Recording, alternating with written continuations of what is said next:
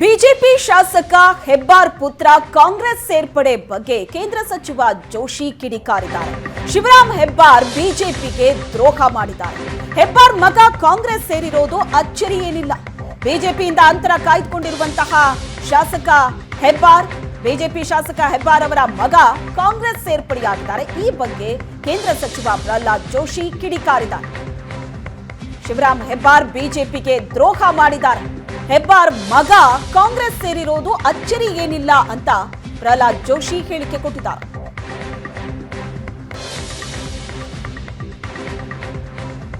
ಕಾಂಗ್ರೆಸ್ ಶಿವರಾಮ್ ಹೆಬ್ಬಾರ್ ಅವರೇ ಮೊನ್ನೆ ಪಾರ್ಟಿಗೆ ದ್ರೋಹ ಮಾಡಿದ್ದಾರೆ ಅಂದ್ಮೇಲೆ ಅದೇನು ಬಹಳ ಆಶ್ಚರ್ಯದ ವಿಷಯ ಅಲ್ಲ.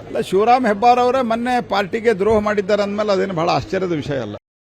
ಶಿವರಾಮ್ ಹೆಬ್ಬಾರ್ ಅವರ ಪುತ್ರ ಇವತ್ತು ಕಾಂಗ್ರೆಸ್ ಸೇರ್ಪಡೆಗೊಂಡಿದ್ದಾರೆ. ಶಿವರಾಮ್ ಹೆಬ್ಬಾರ್ ಅವರೇ ಮೊನ್ನೆ ಪಾರ್ಟಿಗೆ ದ್ರೋಹ ಮಾಡಿದ್ದಾರೆ ಅಂದ್ಮೇಲೆ ಅದೇನು ಬಹಳ ಆಶ್ಚರ್ಯದ ವಿಷಯ ಅಲ್ಲ. ಶಿವರಾಮ್ ಹೆಬ್ಬಾರ್ ಅವರೇ ಮೊನ್ನೆ ಪಾರ್ಟಿಗೆ ದ್ರೋಹ ಮಾಡಿದ್ದಾರೆ ಅಂದ್ಮೇಲೆ ಅದೇನು ಬಹಳ ಆಶ್ಚರ್ಯದ ವಿಷಯ ಅಲ್ಲ.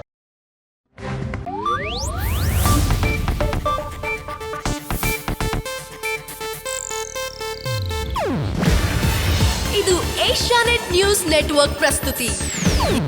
ನೀವು ನೋಡ್ತಿದ್ದೀರಾ ಏಷ್ಯಾನೆಟ್ ಸುವರ್ಣ ನ್ಯೂಸ್.